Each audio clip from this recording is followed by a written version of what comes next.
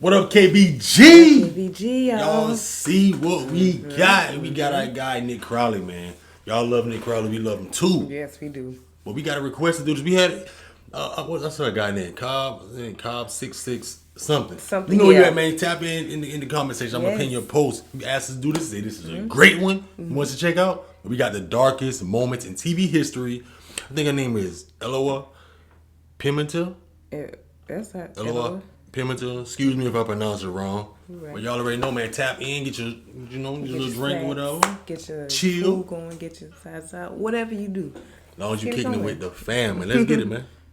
Bom dia, Mariana. O quarteirão continua todo cercado por policiais militares. Nós estamos afastados por orientação da polícia. Deste ponto aqui, é possível avistar apenas a janela onde, neste momento, o rapaz se encontra com as duas adolescentes. It's Tuesday, October 14th, 2008. As television crews arrive on the scene of an unfolding news event occurring in Sao Paulo, Brazil, a camera is trained up at the third-story apartment unit where two young girls are being held captive. The ordeal was already developing into one of the longest hostage situations the area had ever seen, as it now entered its 18th grueling hour. However, there was optimism at the time, as negotiations between the hostage taker and law enforcement were ongoing, and the local news station speculated that they would soon be covering a peaceful resolution to this episode, though they couldn't have been more wrong. Instead, this single news report was merely the first domino to fall, leading to a chain reaction unlike anything we've ever seen in the world of television. As little did this news station and all the others en route to cover this impasse know, but they would have a say in how this story ends. This is the story of the Eloa Pimentel hostage incident, or as it's since come to be known, the darkest moment in television history. Vou aproveitar esse momento que a gente sabe que os três estão assistindo. Lindenberg, somos um amigo da família.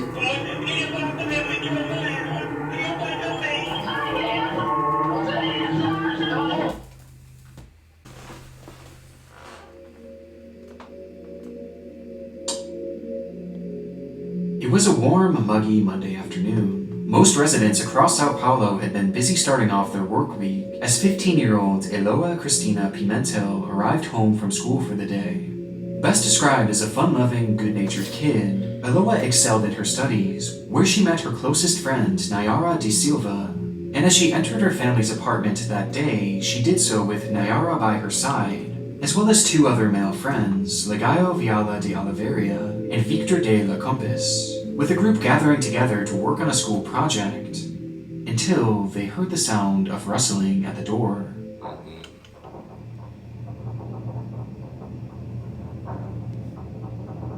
By this point, Eloa's parents Anna and Aldo had been busy at work, while her brother Douglas had stayed after school, meaning that the sound they had just heard couldn't have come from either of them, with Eloa's confusion quickly turning to fear as the door was pushed in and then broke completely open, revealing the source of the sound.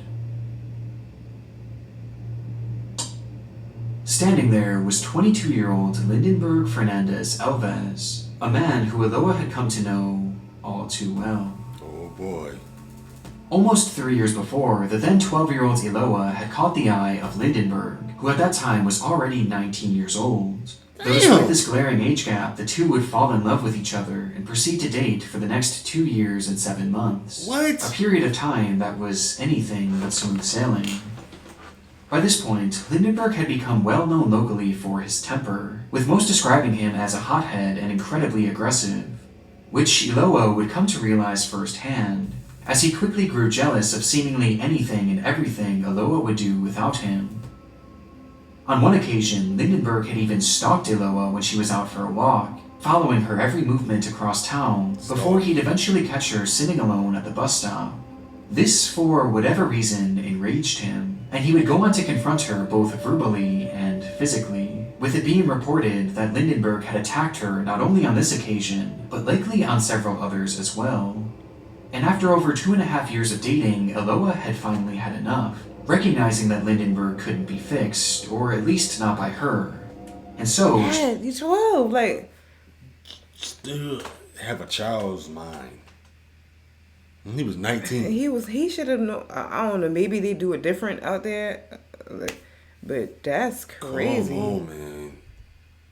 recognizing that Lindenberg couldn't be fixed, or at least not by her, and so she broke up with him.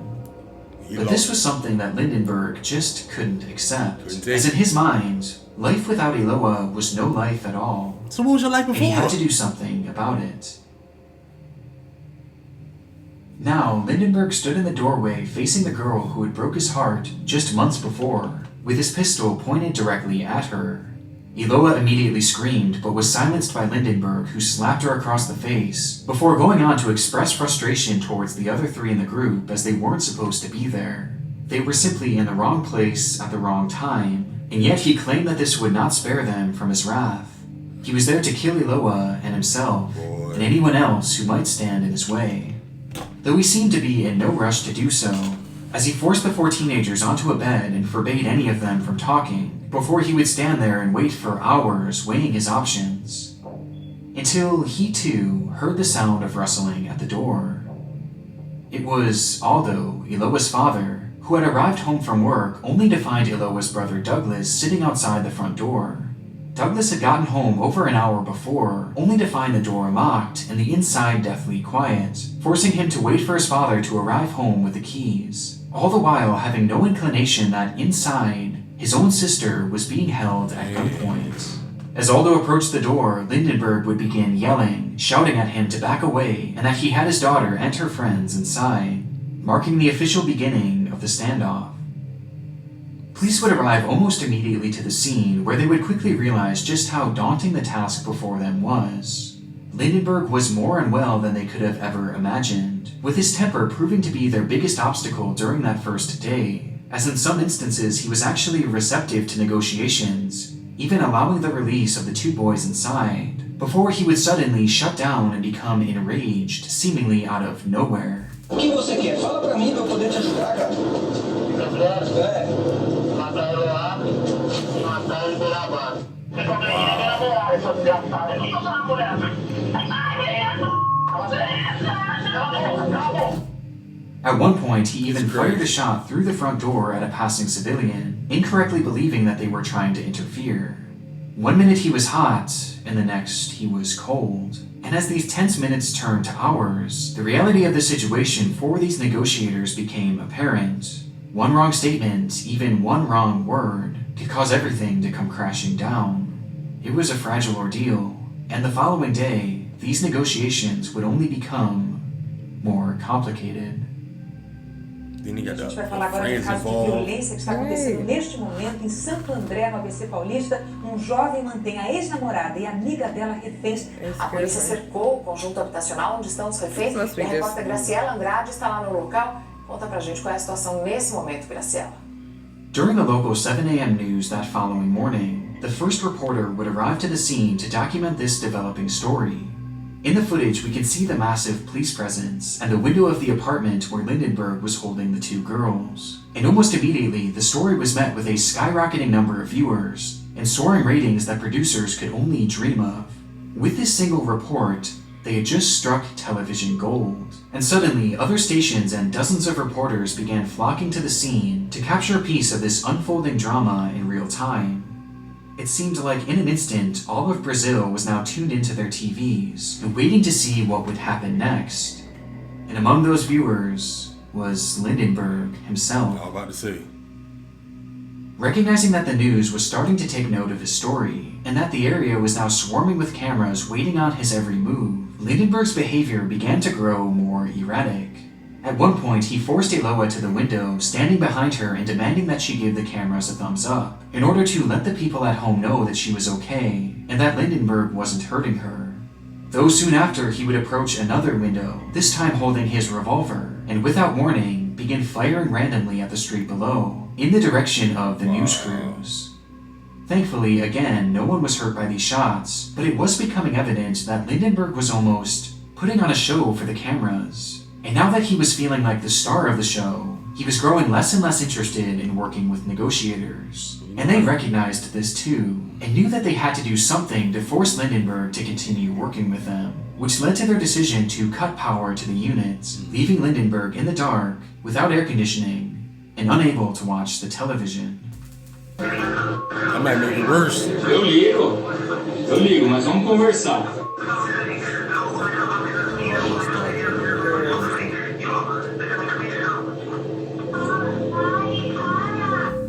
As a result, Lindenberg went ballistic, striking Eloa while on the phone with negotiators. Though despite his initial reaction, this move actually ended up working, as Nayara was eventually released under the condition that the power be restored, which meant that Lindenberg was now down to just one hostage, the person that he had sought out from the very beginning, and the whole reason he was there. As the sun set on that Tuesday evening and the standoff passed its 40th hour, some remained positive, while others viewed the whole thing as helpless. But whatever opinions those in the area had at the time, it's safe to say that no one could have expected the baffling turn that this case was headed for just the following day.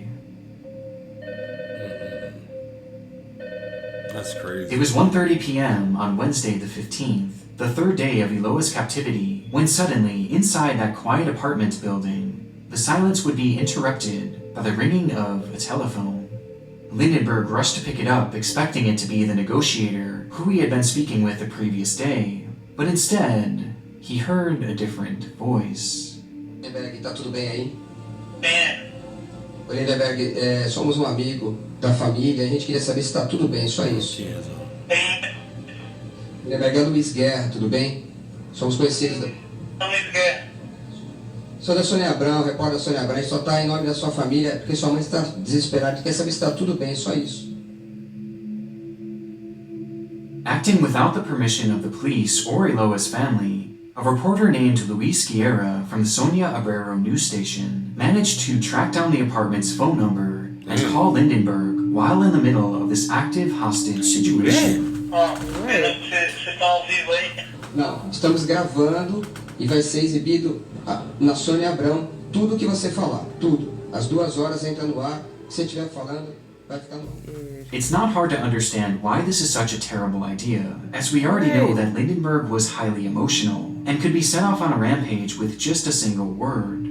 And yet, Luis had called anyway, and he was clearly unprepared to handle an interview of this magnitude, as he nervously starts by first lying to Lindenberg, claiming to be a friend of his family, before eventually revealing that he was actually a reporter, and that their phone conversation would be played for the world to hear. Throughout this nearly 8-minute-long phone call, Luis would push things further and further, even at one point speaking directly to Eloa. Alô, Oi, Eloa, Luiz Guerra da Sônia Abrão, tudo bem? quem tá falando? Luiz Guerra, repórter da Sônia Abrão, tudo bem com você? Tá tudo tranquilo. Eu quero almoçar. Você quer almoçar? Estou fraca. Fica tranquila, eu conversei com o Lindenberg, a gente vai conversar de novo. Ele tá te tratando bem? Tá tudo bem. Who sounds weak and exhausted as she sends a message to her family telling them that she loves them. Olha, você tá precisando mandar um recado pra sua mãe, alguma coisa? Eu queria saber como ela tá, como meus familiares estão. Tá tudo bem com eles, tá tudo tranquilo. Um beijo pra minha mãe e pro meu pai. Pode fazer uma... Com eles. Pode falar de novo, mande um beijo de novo.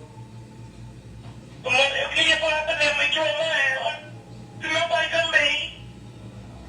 Eu amo eles. And in what might be the worst moment of the entire call, Luis accidentally speaks over her at one point, before his producer clearly tells him to get her to repeat that line, in a shameless attempt at getting a good soundbite for their story.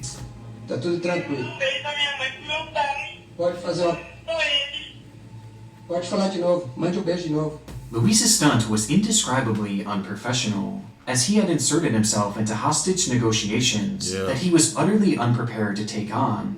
And though his words didn't immediately lead to any escalations from Lindenberg, the effects of this interview were nothing shy of devastating. Just one day prior, Lindenberg had seen his work on TV for the very first time, and now, with this interview, it fully sank in just how important he was. For the first time in his life, all eyes were on him. He was the main character of the biggest story transpiring in all of Brazil. And now, he was inspired to write another chapter.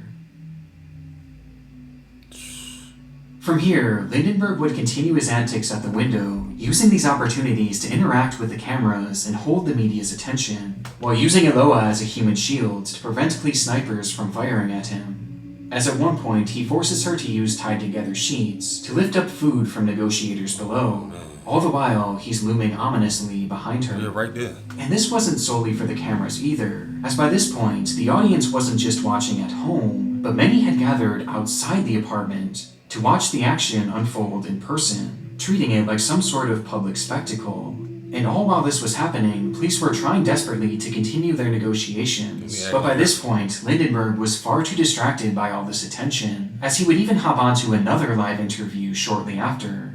Todos os amigos estão dizendo, o pessoal que te conhece também está falando que você sempre foi calmo, sempre foi trabalhador, sempre foi um cara legal, que o que você está fazendo hoje deve ser um surto que você está passando, uma crise emocional muito séria. Mas você, de qualquer maneira, mesmo que você está se segurando, você está fazendo as coisas com um certo critério, você está liberando as pessoas, você não está fazendo mal para ninguém. Então, já dá um final para essa história que seja todo mundo são e salvo, inclusive você, inclusive você. While on air, the host herself didn't just ask Lindenberg questions, but she began actively trying to negotiate Eloa's release, despite, again, having no authority and no training for this kind of event. Tá, você vai entregar os 2 revólveres para ela, você vai tirar as balas e entregar na mão da Eloa. Exatamente, mas eu não vou dar a hora e não vou falar qual vai ser o momento. Tudo bem, mas você vai descer e a gente vai deixar isso aqui claro para o Brasil inteiro. Você está dizendo que você vai descer desarmado, completamente indefeso, com as mãos para cima, ou seja, você vai se render sem nenhuma resistência, para que as coisas terminem em paz. É isso? Confirma pra gente, confirma para o Brasil inteiro isso. Tá confirmado. Na melhor hora eu vou fazer isso. It was evident from both interviews that these reporters were not taking this case as seriously as they should be, failing to understand just how violent Lindenberg was, and just how quickly he could become enraged. Fast. And if it wasn't obvious just how twisted the media's perception of this case had become, they would then go on to air a segment with their trusted legal consultant, who gave his expert opinion on how he believed this case would end. Ademar Gomes, né? Vamos falar do que espera o Lindenberg aqui fora. Boa tarde, doutor. Prazer tê-lo aqui novamente e com a sua experiência nos orientar aí sobre o que vai acontecer daqui pra frente, para que a gente possa ter uma ideia. Bom, eu sou muito otimista, né? Eu espero que isso termine assim em pizza, né? E num casamento futuro entre ele e a namorada apaixonada dele, né? Ele está passando uma fase momentânea, né? Ele também tem perdido a motivação de viver, porque um rapaz jovem, quando se apaixona, muitas vezes se desequilibra. Que é o radicaliza caso, mesmo. Então, mas isso vai terminar realmente em... People like that don't need to be in relationships. Or nothing. They get like that and so obsessed when... Yeah, thinking that every time they do something it's doing something against them. And cheating or doing this and that. You watching everything I do. Watching what I can't talk to. Stalking me everywhere I go. No. That's crazy, man. Y'all... Se desequilibra. Que é o radicaliza mesmo, né? Então, mas isso vai terminar realmente em final feliz, graças a Deus. Não tenho plena certeza. With the reporter theorizing that this would all end in happy ending pizza, with the couple having a meal and reconciling their differences before eventually going on to get married, as this was all just a phase for the young man and his passionate girlfriend. I want to marry him. And they somehow made things even worse, as the host would follow this segment up by stating that Lindenberg was still going to have to answer for his crimes, before running down the list of every single charge that he was going to face. A gente tem a informação que ele vai responder aos crimes de sequestro e invasão de domicílio, disparo e porte ilegal de arma de fogo. Ele deve ter um alívio na pena porque ele não tem antecedentes criminais, ele é réu primário e a pena para sequestro seria de 1 a 3 anos. This obviously only made the situation even more helpless in Lindenberg's mind, as she was essentially telling him that no matter what happens from here, even if it were to all end peacefully, his life was already essentially over based on the crimes he had already committed. And this wasn't the only thing his TV was telling him. You know, on purpose. As mentioned previously, these news crews were on the scene 24/7, watching and listening to everything that the police were doing all the while. And as a result, they would overhear officers discussing their plans on how they were going to attempt to end the situation. To which, incredibly, these stations would proceed to air this information in real time, meaning that everything the police were trying to do to help Eloa would be heard by Lindenberg well before they would attempt to carry it out. And he would see it all too, as due to the constant live coverage outside their window, he would be able to see any officer attempting to approach the door or the windows. The media was not only making Lindenberg feel invincible, but they were quite literally making him untouchable, as whenever the police would make plans, he would hear it on the TV and simply adjust his course to ensure that they wouldn't capture him. Whatever the police said and whatever the police did, Lindenberg was watching over them all the while. And so they had to be extra diligent and avoid doing anything rash to keep the situation stable. But as another long day came to an end, and the sun rose on the fourth morning of this ordeal, they would proceed to do the exact opposite. Following her release from the apartment, Nayara had been recovering in private away from the media, trying her best to grapple with the situation that she had just endured, as well as dealing with the fear of what might happen to her closest friend. However, on the morning of Thursday the 17th, a pair of unexpected visitors would arrive at her home.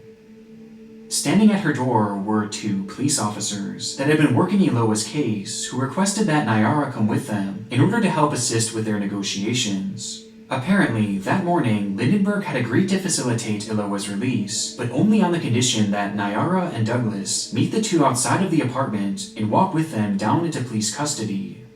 This was due to the fact that Lindenberg had become paranoid of being shot by officers, but having Nayara and Douglas there would essentially provide a shield for him. And so the police agreed. But by this point, Nayara had no idea that this deal had ever been made, and that she was now being driven back to the kidnapping site, where she would soon have to meet her captor face to face yet again. And there was little to no time for her to react upon her arrival, as she was almost immediately thrust into negotiations. Amor, vou subir. Tá bom, na frente da porta. Tá bom. Tá, deixa eu falar da porta. Tá bom. Tá, deixa eu falar com ele agora, amor. Vai dar tudo certo, prometi pra você desde o começo, tá bom? Beijo, eu te amo. Tudo bom? Tô, você tá calmo aí? Você vai fazer mesmo tudo isso que você tá falando. Confio. And so, the cameras followed as Nayara and Douglas began their trek up to the home. Though almost immediately, Lindenberg had a change of heart and began yelling to negotiators that he no longer wanted to do this, as he was nervous about Douglas being there. Instead insisting that Nayara come up to the unit alone, where he would then open the door and she would take Eloa's hand and the three would walk out together. Based on this behavior, it was obvious that Lindenberg wasn't to be trusted, as he had already backed off the original deal. Plus, part of his deal was that no police officers would be allowed in the building, meaning that there was no backup for Nayara, making the whole thing far too dangerous to even consider. And yet, the negotiators agreed anyway, and gave Nayara the call to walk up those stairs and approach the door alone. And so, with no backup whatsoever, the pressure of her friend's life on her shoulders, the police officers talking in her ear, and the hundreds of thousands of people watching at home, she felt as if she had no choice but to walk up those stairs step by step, until she stood just feet away from the door, where she waited to see Eloa. Though when the door was opened, she was instead met with the sight of Lindenberg, who reached out his arms, grabbed Nayara's hand, and pulled her inside, shutting the door behind them. And with that, Nayara was a hostage once more. That was dumb. This whole sequence has to be one of the worst handlings of a hostage situation that I've ever seen. Even having Nayara at the scene to begin with was questionable enough. As remember, she was only 15 years old at the time, and she had just survived this traumatic experience only one day before. But sending her up there alone, with no form of protection, is shocking. And you might think that after all of this, the news stations would finally just back off and stop intruding on the case, as clearly things were becoming more and more dire. However, they only became more obsessed, as Nayara's recapture only boosted their ratings even higher, and garnered the— That's the only thing they get. That's what they want. That's what they want. They don't only care about their ratings. That's it. Nothing about their lives or nothing. Pissing them off. Sick people. But then he sent that girl back up there again. He probably like, damn. That would have been the worst mistake ever in history. obsessed, as Nayara's recapture only boosted their ratings even higher and garnered the case a whole new level of notoriety that they just needed to exploit. And so, these reporters began calling the unit repeatedly, doing anything they could in an attempt to speak to Lindenberg. No. Though even when he wouldn't answer, they would still try to speak to him directly over their broadcast. Porque a gente podia, quem sabe, aproveitar esse momento que a gente sabe que os três estão assistindo aqui o programa e eles estão bem, que assim que o Lindenberg ele confirmou isso aqui para nossa produção, eles estão bem, estão tranquilos, estão só esperando o momento certo, pedir para uma das meninas, quem sabe, ou ele mesmo, desse um sinal agora aqui na janela para mostrar para todo mundo que está tudo bem, que está ok e que essa história vai acabar o mais rápido que todo mundo espera. Se os três puderem, um deles, dar um sinal, acenar, fazer alguma coisa para mostrar para todo mundo, para deixar todo mundo mais calmo. Instructing him to give specific signals to show that he was hearing them. Both the media and Lindenberg were stretching his 15 minutes of fame for as long as they possibly could. And by that Friday, the ordeal would reach its 100th hour, making it the most prolonged hostage crisis in Brazil's entire history, with there being no sign of a resolution in sight. And it was obvious that this longevity was weighing heavily on Lindenberg, whose fiery persona had eventually turned into despondency as he grew more and more exhausted, with his words alluding to the possibility that he was finally going to snap. You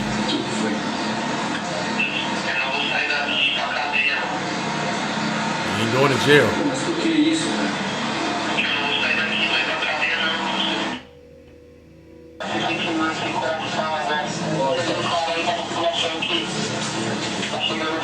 And by this point, Brazilian officials were tired of their negotiations anyway, and knew that it was time for a different tactic, sending in their Special Tactical Actions Group, known as GATE. Although, due to the cameras on the scene, the team knew that they couldn't just scale up the wall and enter through the window, since Lindenberg would be able to see the whole thing unfolding on his TV. And any time he would go to the window, he used Eloa as a human shield, meaning that any plan to shoot him from long range without risking the life of Eloa was nearly impossible.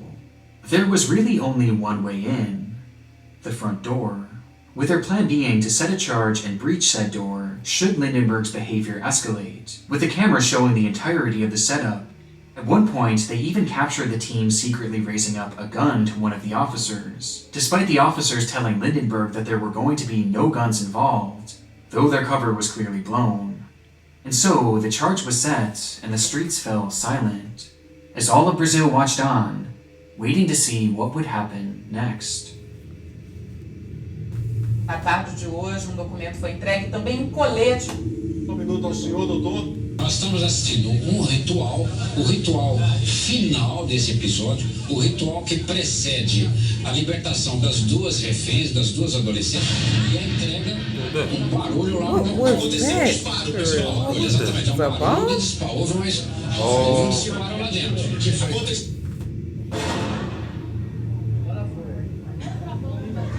What happened? That task force went in there? Flash?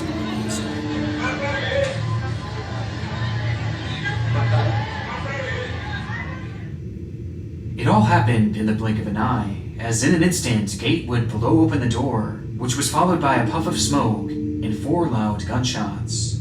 The scene is hectic for a minute, until suddenly, we see Nayara stumble out of the door, bleeding heavily from her face, where she falls into the arms of an officer.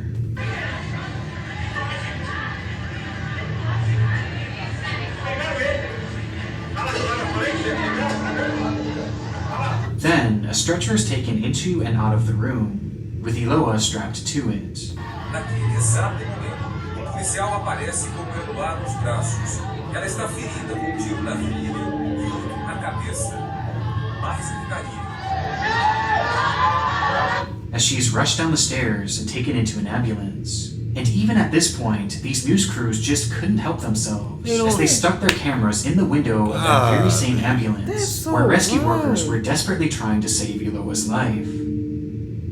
In the fray, Lindenberg had been struck by a rubber bullet and pulled from the unit where police piled on top of him, thus finally bringing the crisis to an end.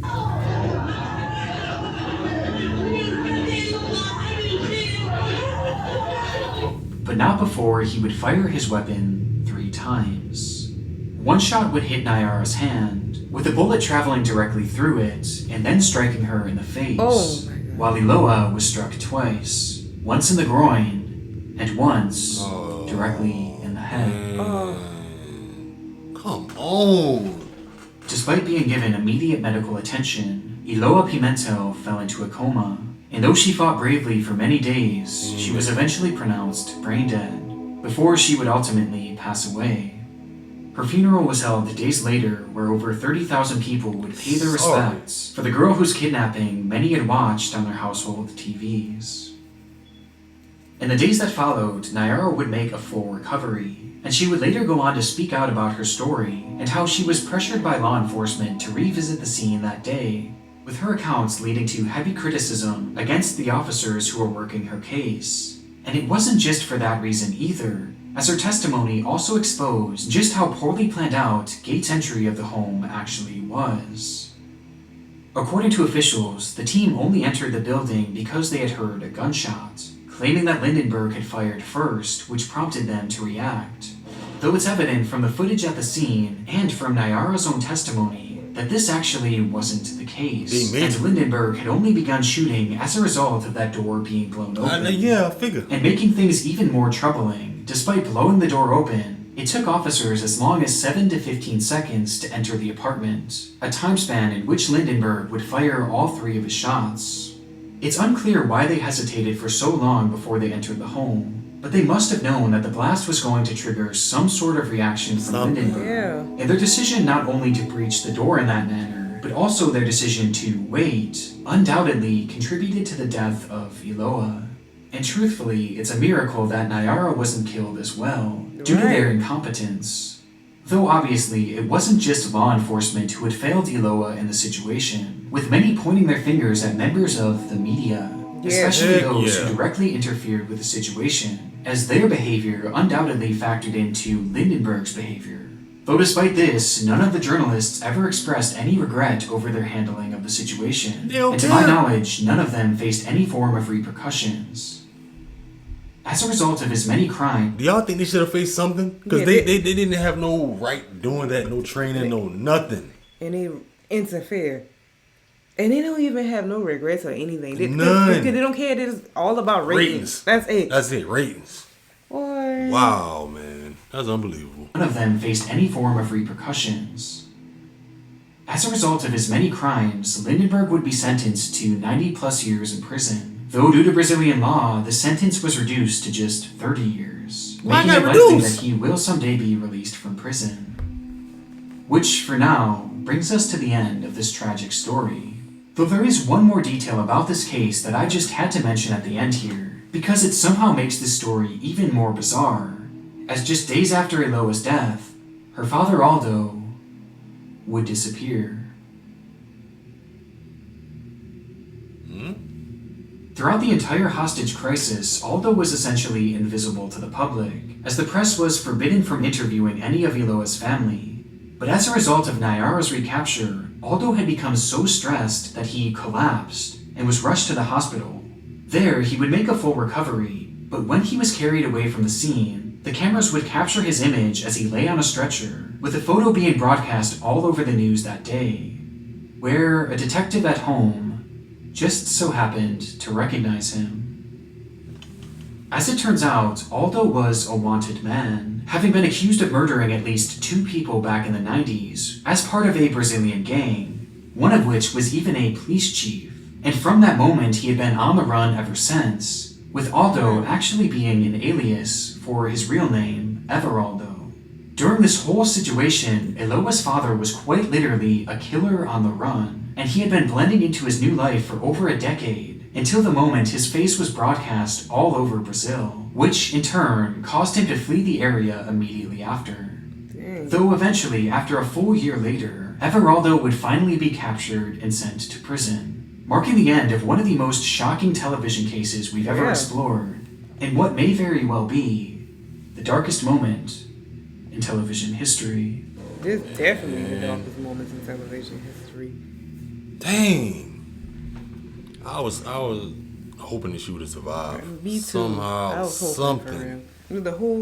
How they planned it out, how they had on live, all that was planned out wrong. And it was crazy how like the news people and everything can just reach out to him, connect to him like that. They found him and started calling him, messing it up even more, making the situation even more worse.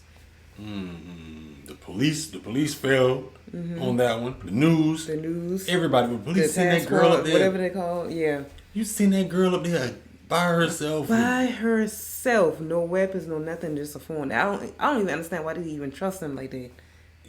I mean, common sense would say he probably would have grabbed her or brought her in or something. Right. Some type. Wow, man. Yeah, I'm sorry that she lost her life over a freaking fool. Because he can't control his emotions. But he said he was a good person and all this and that. But he just, come on, man. People got to stop that. Right. That's a lot of that going on now. Right. Just let him go. Let him go. Stalking, trackers and people go. Like, just let it go and move on with your life. It's not that serious. Billions of people out here. Exactly. But you just stuck on just that one person. And you will force that person to be with you. How is that, James? How is that going to be love? Right. Then you going to take yourself out of it, and you could take her life and take yourself out of here too. Selfish. Coward. That's what I feel too. That right there, yeah. That pissed me off, man. Y'all, man, let us know down below how y'all feel about this one. This was a request to do, and it turned out to be a good one, man. Yeah. It's the darkest moments in TV history, for real. This is one of the most darkest ones I've ever seen. For real. That was... I have no more words, man. Y'all let us know how y'all feel down below. KBG, man. Tap in, subscribe. Cut the post noti bell to all so y'all know we dropping these videos, man. Other than that, man, y'all be safe out there. We love y'all. We catch y'all next one. Catch y'all next one.